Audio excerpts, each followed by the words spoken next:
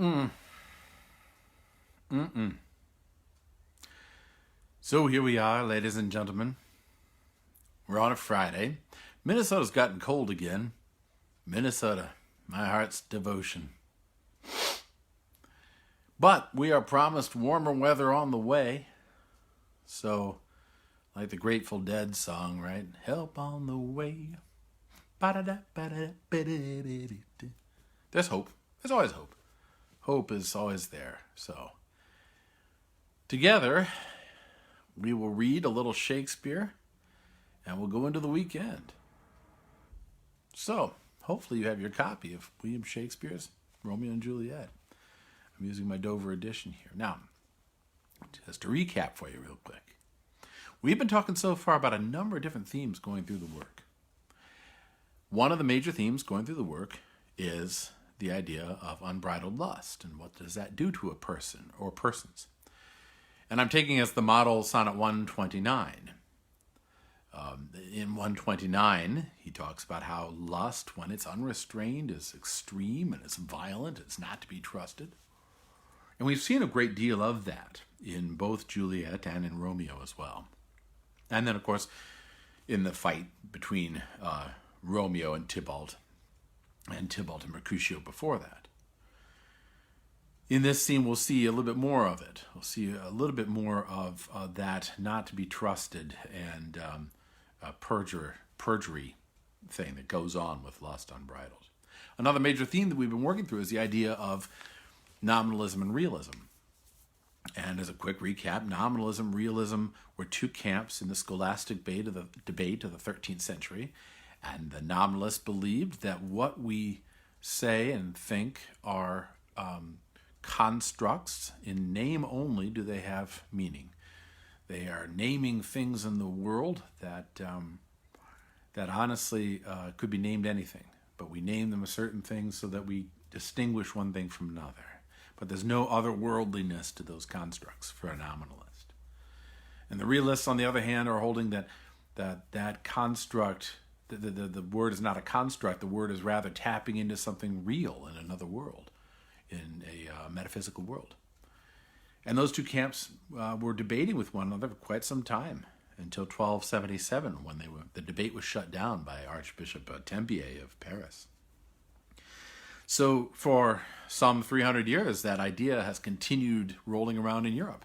And I think it's rolled around to the time of Shakespeare. So Shakespeare is actually bringing that up in his plays. We're also dealing with the idea of the Renaissance and what the Renaissance constituted for Shakespeare's time. That the Renaissance was itself a response to what had happened in history. And it was a revivification of human achievement and human life and human glory. But Shakespeare's writing at the tail end of it.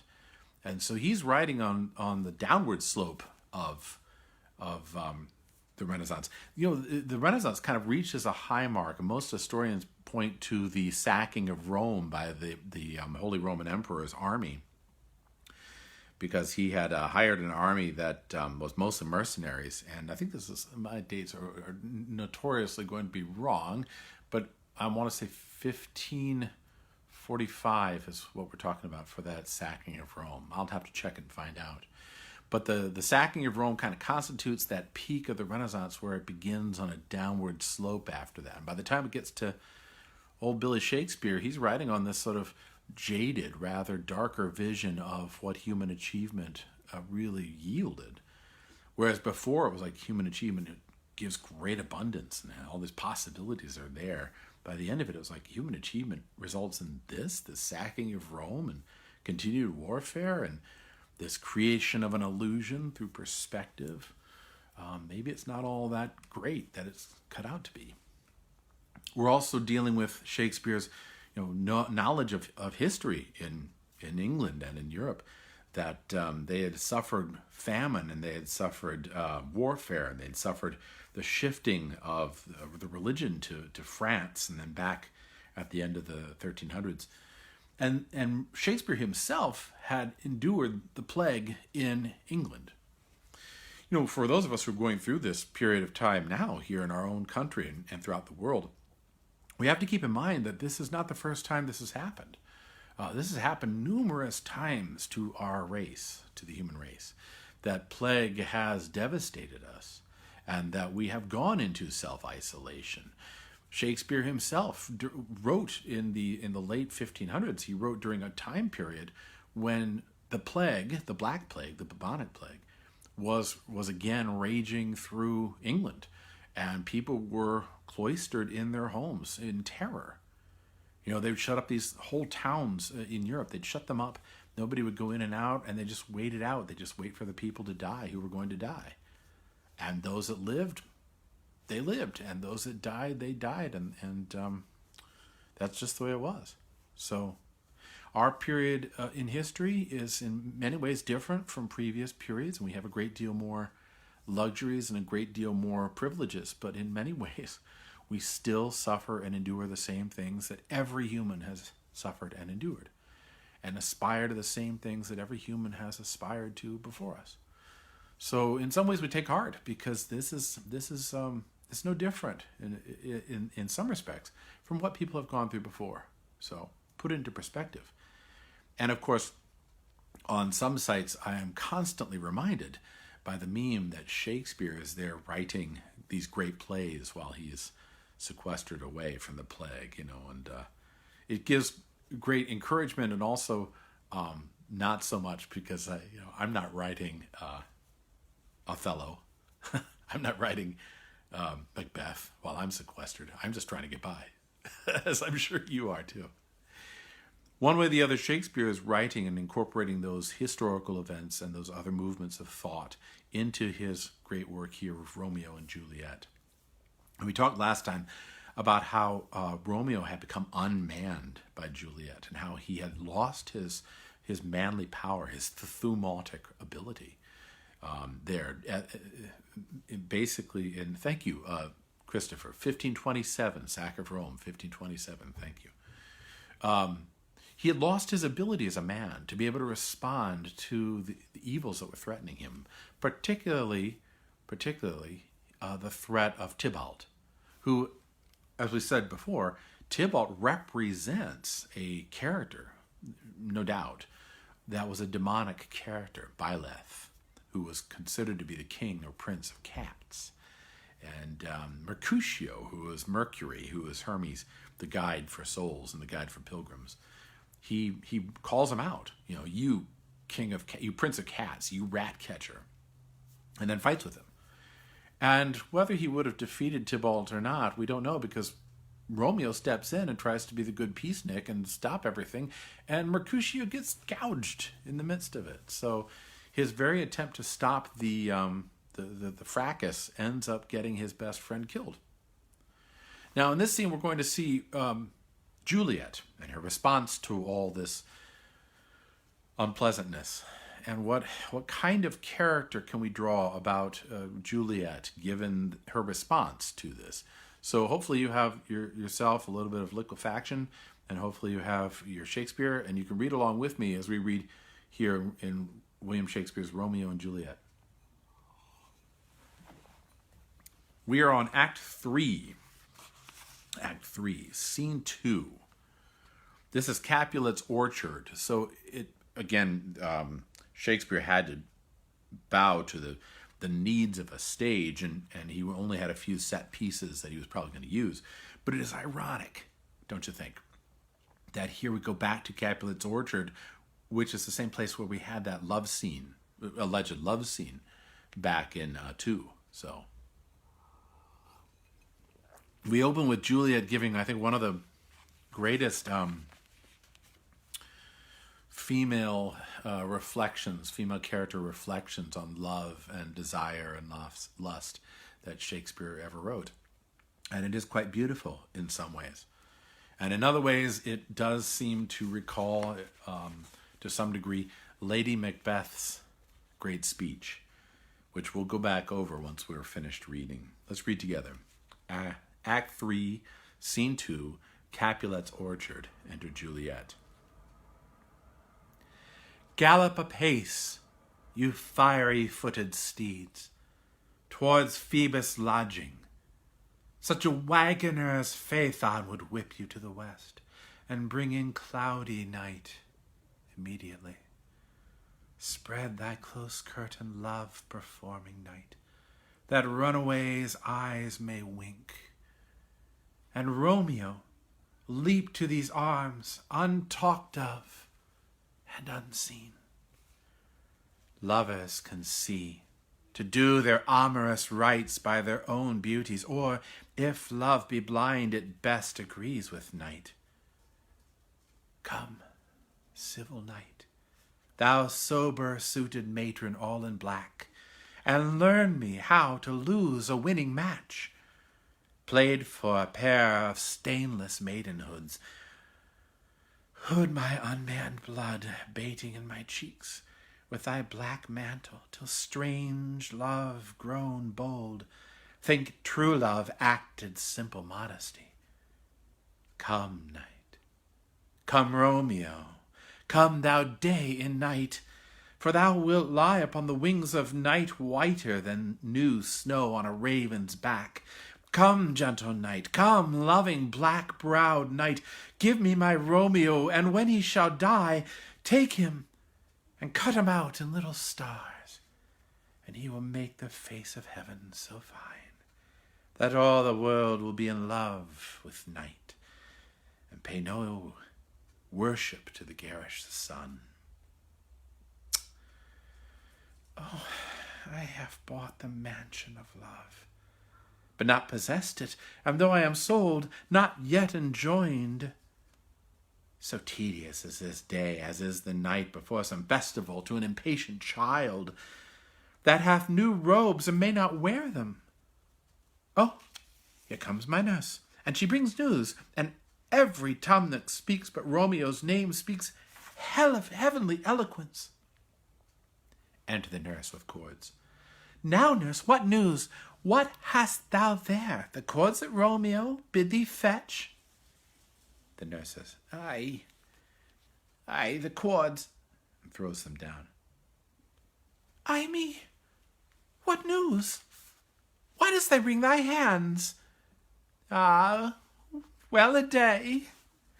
He's dead. We are undone, lady, we are undone. Alack the day, he's gone, he's killed, he's dead. Can heaven be so envious? Romeo can, though heaven cannot. Oh, Romeo, whoever would have thought it? Romeo. What devil art thou, that dost torment me thus? This torture should be roared in dismal hell. Hath Romeo slain himself?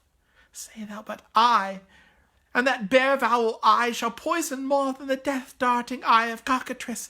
I am not I, if there be such an eye, or those eyes shut that make the answer I. If he be slain, say I, or if not, no. Brief sounds determine of my weal or woe. I saw the wound, I saw it with mine own eyes. God save the mark. Here on his manly breast, a piteous course, a bloody piteous course, pale as ashes, all bedaubed in blood, all in gore and blood. I swooned at the sight. Oh, break my heart. My poor bankrupt, break at once. To prison eyes ne'er look on liberty. Vile earth, to earth resign. End motion here, and thou and Romeo press one heavy bier. Oh, Tybalt, the best friend I had. Oh, courteous Tybalt, honest gentleman, that ever I should live to see thee dead. What storm is this that blows so contrary? Is Romeo slaughtered, and is Tybalt dead? My dear loved cousin, and my dearer lord, the dreadful trumpet sound the general doom. For who is living, if those two are gone? Tybalt is gone, and Romeo banished. Romeo, that killed him, is banished. Oh, God. Did Romeo's hand shed Tybalt's blood? It did, alas the day it did. Oh, serpent-hearted with a flowering face, did ever dragon keep so fair a cave? Beautiful tyrant, fiend angelical, dove-feathered raven, wolfish, ravening lamb, despised substance of divinest show, just opposite to what thou justly seemst. Oh, damned saint, an honourable villain! O nature, what hast thou to do in hell, when thou didst bower the spirit of a fiend in mortal paradise of such sweet flesh?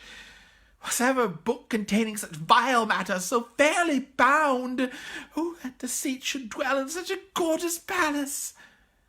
There's no trust, no faith, no honesty in men, all perjured, all forsworn, all naught, all dissemblers. Ah, where's my man? Give me some aqua vitae. These griefs, these woes, these sorrows make me old. Shame come to Romeo. Blistered be thy tongue for such a wish. He was not born to shame. Upon his brow shame is ashamed to sit. For 'tis our throne where honour may be crowned, sole monarch of the universal earth. Oh, what a beast was I to chide at him. Will you speak well of him that killed your cousin? Shall I speak ill of him that is my husband? Oh, poor my lord, what tongue shall smooth thy name when I, thy 3 hours' wife, have mangled it? Wherefore, villain, didst thou kill my cousin? That villain cousin would have slain my husband. Back, foolish tears, back to your native spring. Your tributary drops belong to woe, which your mistaking offer up to joy.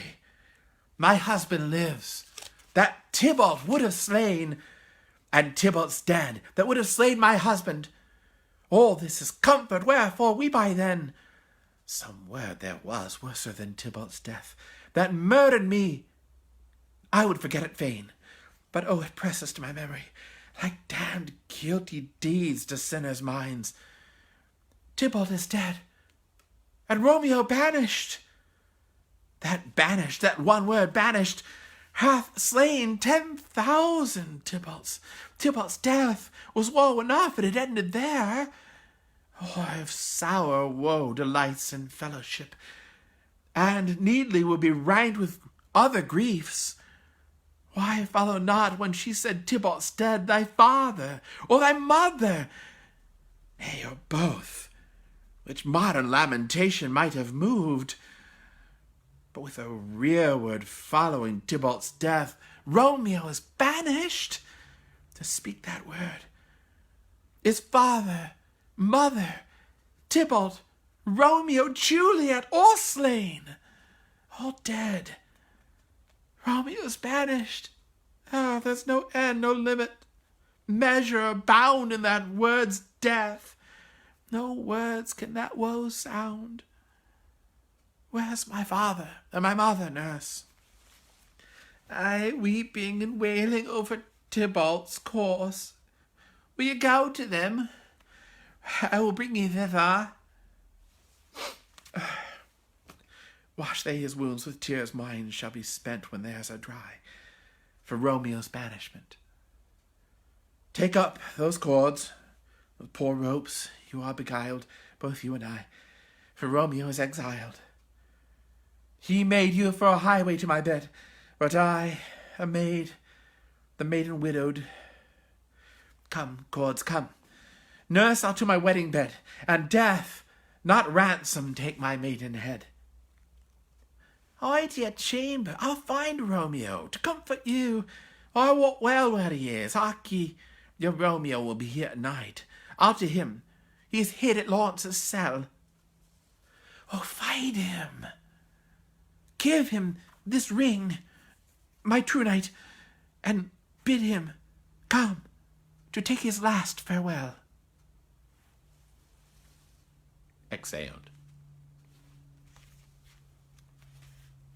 Well, what do you make of that? That's quite the scene. It's a really powerful scene. You know, it's ironic to me that it begins with Juliet calling out to night, come, bring me Romeo, shame covering night, cover up our bed. And it's kind of beautiful in a way. But if it's like the speech that's said in Macbeth, it takes on a slightly different tone. Lady Macbeth says, "Come, night, come ye spirits that attend on mortal thoughts and unsex me here and fill me from the top to the toe with direst cruelty." Right? This is right before Lady Macbeth murders Duncan, or Macbeth murders Duncan, and Lady Macbeth as an accomplice. But she says this incantation for night to come to her and the spirits to come to her. And I don't know whether or not Shakespeare would have taken such an incantation lightly. I really think that Shakespeare saw such an incantation, even on stage, even in stagecraft, as something rather dangerous, rather dour. Looks like my battery is low. Let me see if I can fix that. Give me a sec. Technical difficulties again.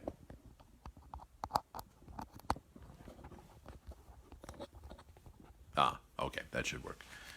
So he saw this as something rather dangerous, rather dour. And I think that when he has Juliet making her plea to night to come to her, this is not necessarily something which is beautiful and wonderful. It's actually something which I think is rather dangerous. And one can see the irony of it, because right after she has finished with that incantation, notice that's when the nurse comes with that bad news. It's almost as though the nurse's bad news is the night that covers over Juliet.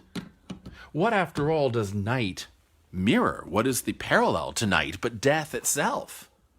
And what does Juliet say she's going to do after finding out about all this Romeo Tybalt business? She says, "I'm going to kill myself. This is it. Life's over." Which is kind of a rash response, of course. But it's also a response which is like that lust unbridled thing that we're talking about, murderous and bloody and extreme. So here she is invoking night. And she says it's love performing night, right? And lovers can see to do their amorous rites by their own beauties. But she also says that she wants the night to cover up what's going to happen. "Thou sober-suited matron all in black, and learn me how to lose a winning match." Which is an interesting little turn of phrase. What does that mean? Learn me how to lose a winning match. Is that match as in man and woman are a match? Is that match as in tennis? Because tennis was a game at the time, of course. We see that show up in Henry V, right? There was a game played there in Paris. Is the match basically a contest between herself and Romeo? Is this the seeking to get Romeo thing? I will lose the match which I've been winning up till now, and lose it because I will be impregnated by Romeo. Notice she says, this is played for a pair of stainless maidenhoods, because both of them are virginal. They haven't engaged in a sexual congress before. And she says that the match seems to be played for a pair of stainless maidenheads. So the play on the word match is very apt. It's very much like a contest, a play like tennis. And she is looking to lose that winning match, right? But then she says later on that Romeo is thou day in night. He's like the sun approaching, or her lord approaching in night. And he will be like whiter than snow on a raven's back. So she's praising him. And then she has this very odd phrase. I find this really strange. I don't know about you, but she says, "When he shall die, take him and cut him out in little stars, and he will make the face of heaven so fine." It's kind of like almost like a child in one way, being like, when I die, when you all die, let's all go to heaven together. Well, it kind of loses the effect of knowing what death is really about. Like a child doesn't understand that you have to die first, and that's not a nice thing. But for Juliet, it's almost like she may have a certain naivete about death, but it's also that she's considering when Romeo dies as though that's That's the end goal. That's the end game. That's the losing the winning match, right? That's a little macabre, a little sobering.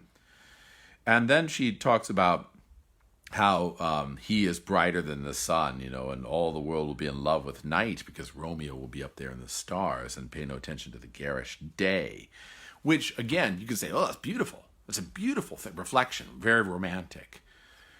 But again, the symbolism is off. And this is all throughout the play. We have this troping of symbolism. Troping is where you take an idea and you turn it on its head or turn it around. We have all this troping of symbolism where what is the expected symbol is turned on its head.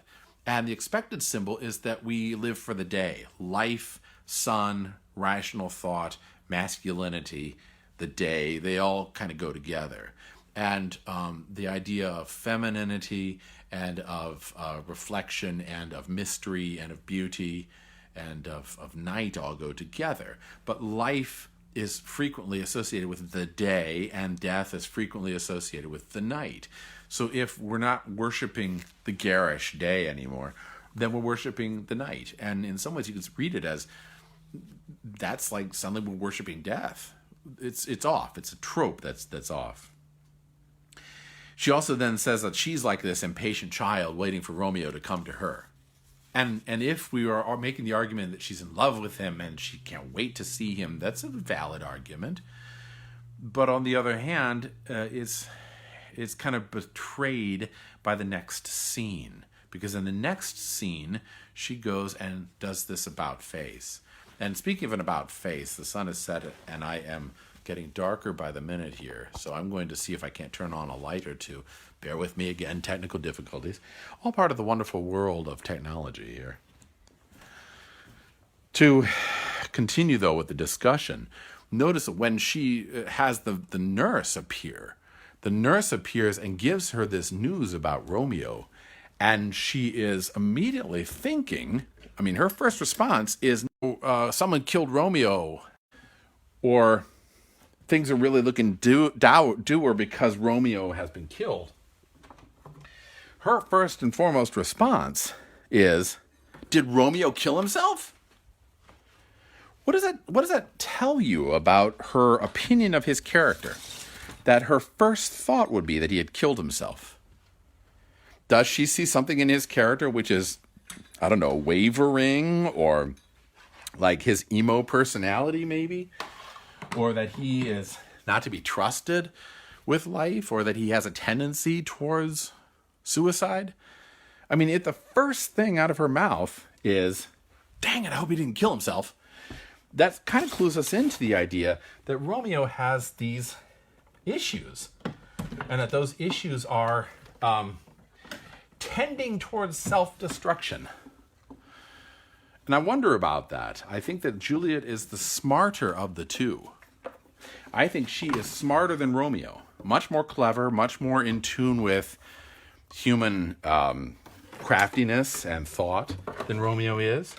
So as deep as Romeo seems to be as a character, and as much as he seems to be the one who should be more in touch with things, she's a far more intelligent character, far more intuitive, far more in touch with the reality of life, so to speak.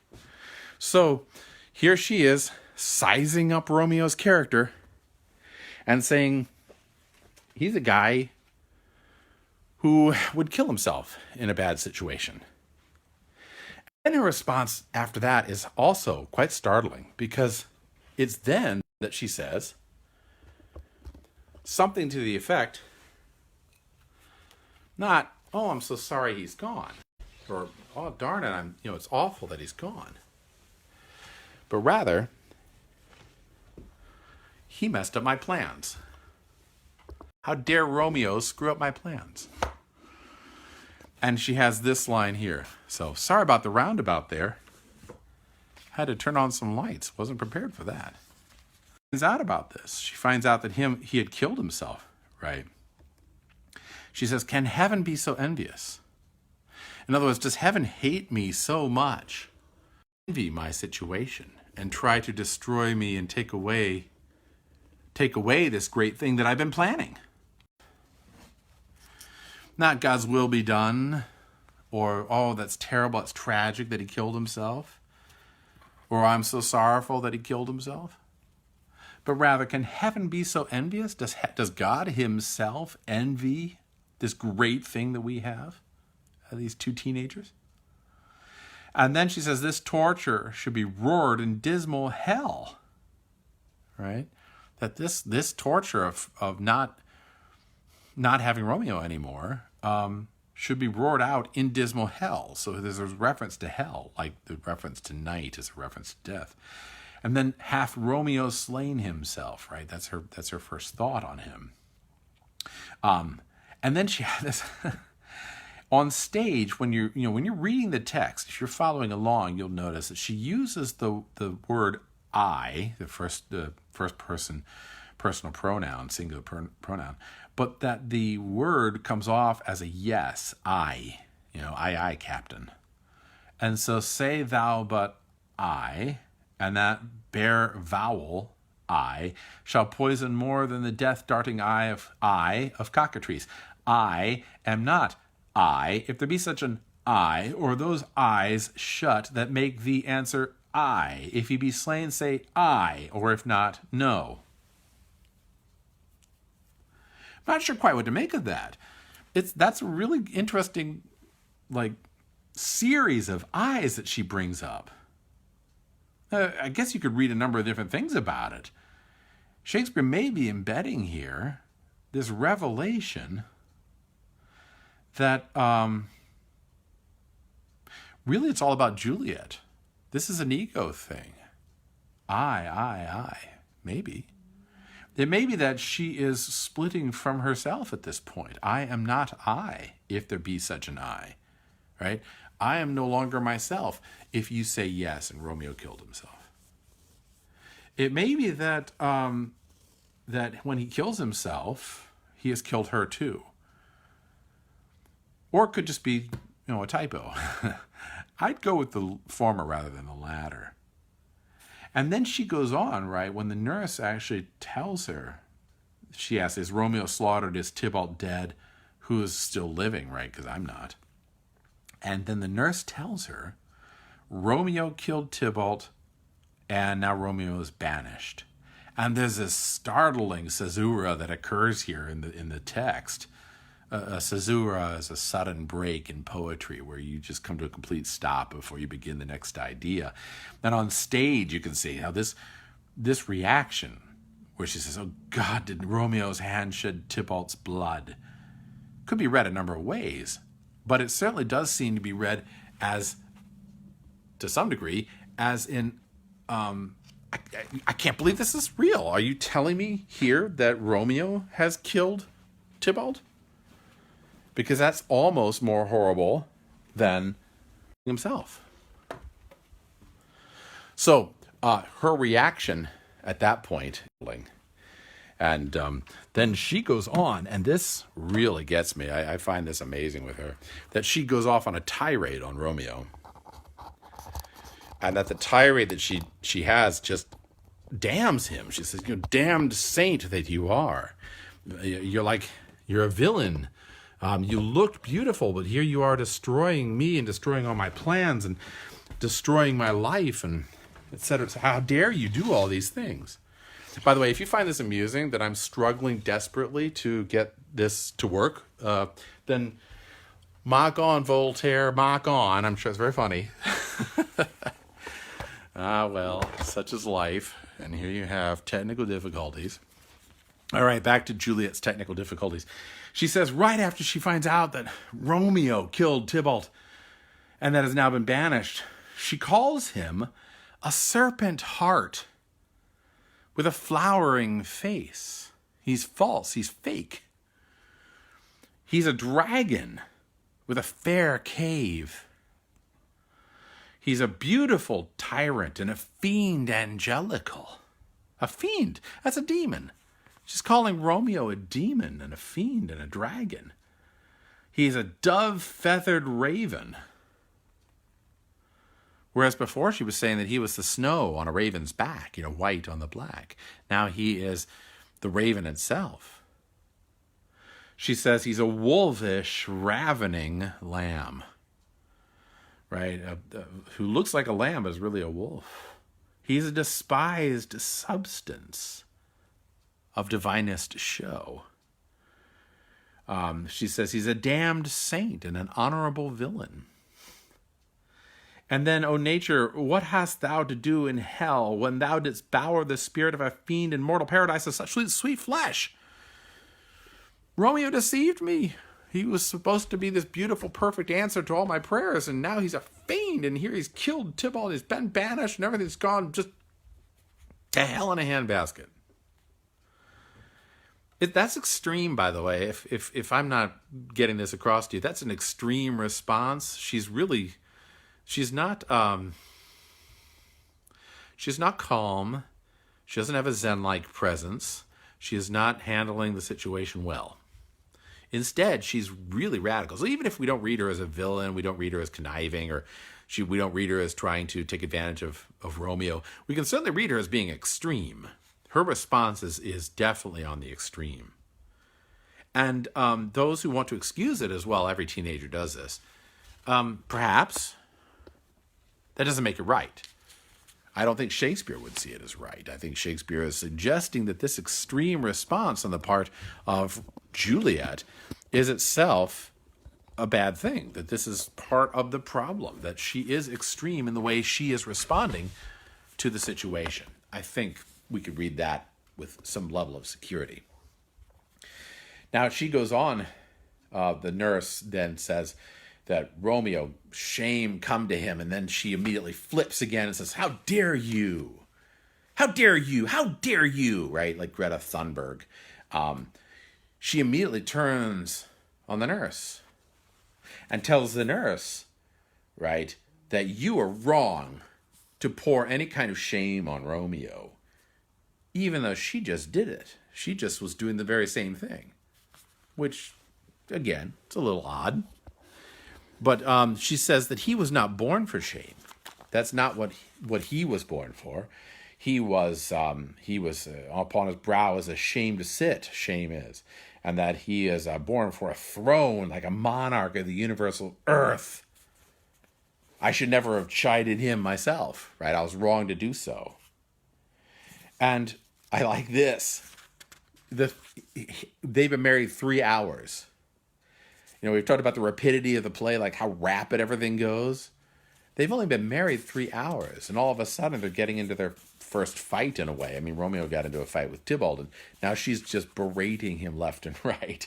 So, again, extreme, right? Sonnet 129.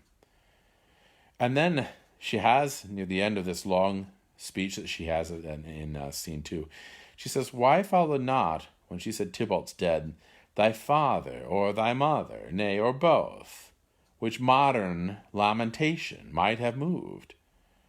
So why did you not also say that my mom and my dad were dead, or my dad and my mom were dead, when you said Tybalt was dead?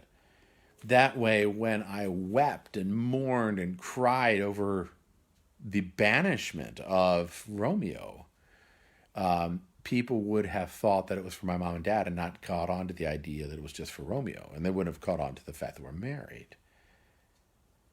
But again, why would she say, oh, would that my mom and dad were dead? Gee whiz. Doesn't that tell you something about her? Doesn't that reveal something about her character? That one of her thoughts here is, why weren't my mom and dad also included in being dead? That's like somebody saying, you should have died in that crash. That's horrible. That's a really horrible thing to say.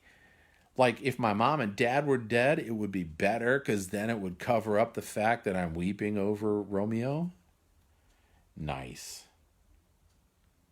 And then near the end, she says, I'm going to kill myself, right? He made you for a highway to my bed, nurse. You were the one who was going to allow Romeo into my bed. But I, a maid, die maiden widowed, come cords, nurse, to my wedding bed. And death, not Romeo, take my maiden head. Which means I'm going to kill myself. Give me those cords. Because they were supposed to be a ladder for Romeo to come to her. but she's going to use the ropes for something else, probably to hang herself. That's probably the implication. She's going to take those ropes and hang herself, and then the ropes that were supposed to be her wedding highway are going to be her highway to her new wedding, which is a wedding with death. She's married to death. That's like the come night, right? Death, night, come to me. And now I'm married to death, which again is not a very nice thing to say. This is extreme. That's true, like in Sonnet 129, but it's also really kind of it puts the spin or puts the lie or puts the trope onto the idea that Juliet is just this innocent little 13-year-old girl who is misunderstood and put upon by her family. So that argument, as far as I'm concerned, doesn't really that dog doesn't hunt anymore. And then we end with the nurse saying, look, I'll go get Romeo. At least I can get Romeo, and maybe he can make you happy, and you won't kill yourself. And she says, oh, yes, find him. Give him this ring. He's my one true knight. And bid him come to take his last farewell.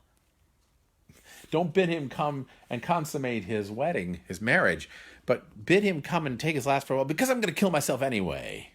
Which again is extreme. There's an interesting point in Charles Williams' works. Charles Williams was a writer of the early 20th century.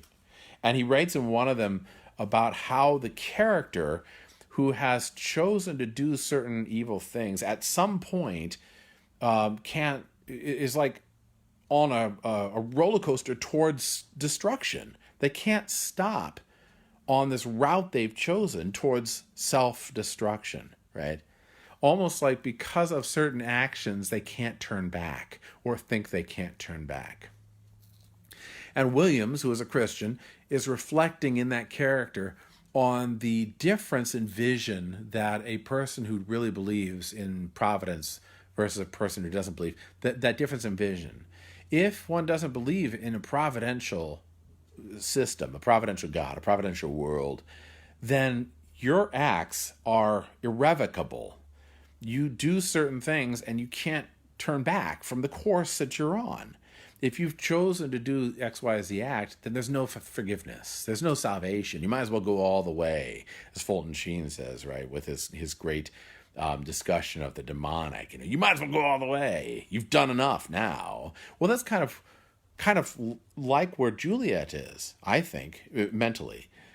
If there's a vision of providential life, then even the worst action that you do has a potential for forgiveness. You still can turn back from the worst possible route, which is self-destruction and personal damnation. In a providential vision, that's possible because there's nothing that is unforgivable except for the sin against the Holy Spirit, which, by the way, means the sin against the Holy Spirit means I'm so far gone, God cannot save me. It's impossible for him to save me. And because God will not violate the freedom of each individual, it's impossible to save someone who says, I'm irredeemable. So that's the sin against the Holy Spirit. But everything else is forgivable. There are certainly the temporal effects of whatever sin we do, but you don't have to keep hurtling down this route, this dark road towards the cliff. But Juliet seems as though that's exactly what she's doing. Why? Because one, I did this precipitous marriage thing. Two, Romeo has killed my kinsman and has been banished, and now I can't use that against my parents. And if they find out about my marriage, I'm ruined, and I have to live with my parents and under their thumb now. And now I've done certain actions that just the only thing left to me is to take my own life, right? Is to cash in my chips. There's this vision with Juliet that she's irredeemable. And again, if we're thinking of her as this innocent 13-year-old girl, I mean, I don't see that at all in this character. Now, is that mentality prevalent among a number of young people? Tragically so, that they are irrevocable, that they can't turn back from this route. But it doesn't make it right just because it is prevalent. I think Shakespeare's tapping into a mentality or a psychology of the teenage mind, but he's also saying that's not a good thing that she is hurtling towards this dark cliff. In fact, it's a tragic thing, and that's the whole point of the play. It's a tragedy. It's not a romance. And it's a tragedy because of certain decisions they make prior to the death of Tybalt and Mercutio. It's tragic because they are already hurtling away from a providential worldview, and they're hurtling towards a worldview that has no forgiveness available. And that's why, from this point on, really, from the death of Mercutio and Tybalt, from this point on, the tragedy plays out in an anticipated way, right? Which is the nature of tragedy. Tragedy inevitably plays out to an anticipated end. Aristotle says this in his great work on tragedy, that we all know where it's going to go, and it can't go any way but that. And that seems to be where we are hurtling in this unfortunate tragedy of Romeo and Juliet. That's kind of a downer for a Friday. I hope you're able to pick yourself up from William Shakespeare and go on and have a good weekend after this. Hopefully you will. It should be a warm and sunny weekend for us anyway here in Minnesota. And I'm going to conclude, and we're going to have a little bit of fish for Friday.